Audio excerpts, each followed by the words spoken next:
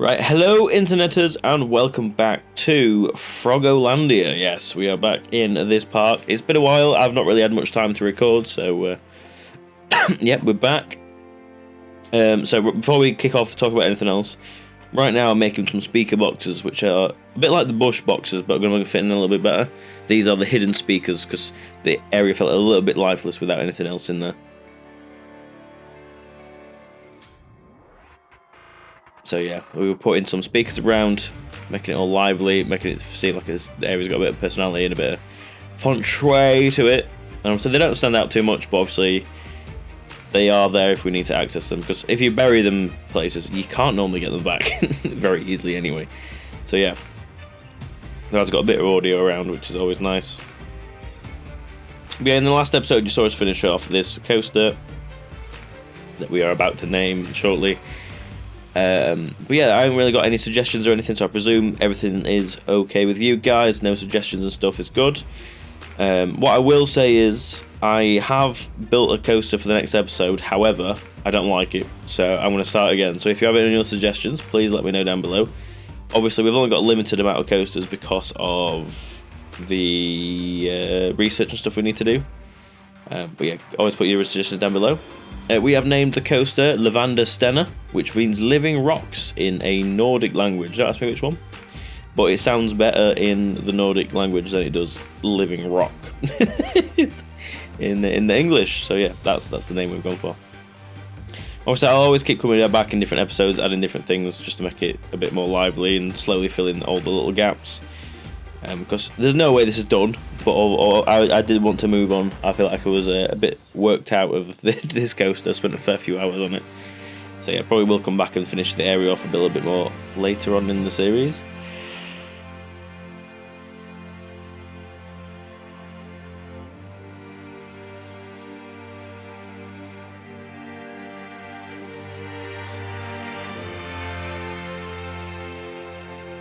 So this is the focus of the video. This ride, I think it's Monte Leone, if the actual game name for it, but it looks a bit out of place. It needs to fit into the area, so we are going to do that. The area itself is not planned to be much longer than this. It's just going to go around the edge of the lake with a big old berm around it. So yeah, the Viking area is going to be finished in the next couple of episodes, hopefully. We're going to move on to something else. But if you have any suggestions of what you want that something else to be, don't be afraid to let me know. I might not be able to fulfill your dream hopes and dreams because I'm not very great at the game, but I can try my very best. So yeah, just sorted a bit of the pathway out. But yeah, I spent so long sorting the colours out for this ride. So long. I never really knew what I wanted to do with it. Obviously, it was one of the first ones we put in because it was the only ones we could afford. But I feel like we shouldn't change the land too much because this is where the park started. So yeah, I feel like we need to keep it in some shape or form. So we have revamped the ride with a bit of theming. It doesn't say all black. That was me just trying to get the awful green away, so I can actually figure out what I wanted to do with it. So yeah, I'll leave you with some music, and then I'll come back with some. If I've got anything else to say.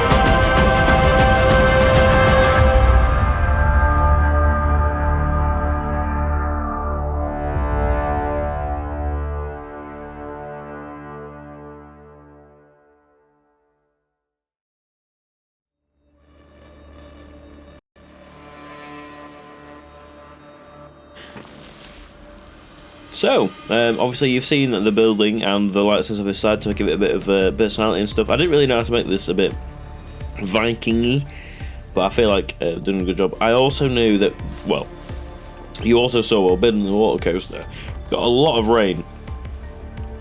A hell of a lot of rain, so I feel like we needed something a bit covered. I do cover the queue in a second as well, so it's an activity that you can do in the rain that's not going to break your eyes like a coaster would on it in rain, because that hurts. I remember going on Shambhala in the rain, and that was one of the most painful experiences I've ever had. But yeah, so yeah, we needed some inside attractions to have, so we've done that. I'm not great at building buildings, don't get me wrong, but a lot of this is going to be covered up by the sides and things anyway, so it doesn't really matter too much. We'll give it a bit of some effects. These are definitely something I need to work on and probably watch some tutorials on how to perfect, because they are a bit everywhere and I don't think I just have the patience for it, if I'm being completely honest. But yeah, it looks cool inside. There's some flames and stuff. Flames. I do like how you can attach scenery items to moving things now.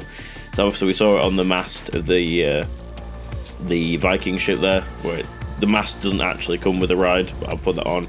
Same as the ends. The figures on the ends, they didn't come with it either, so you can personalise rides even more now, which is crazy.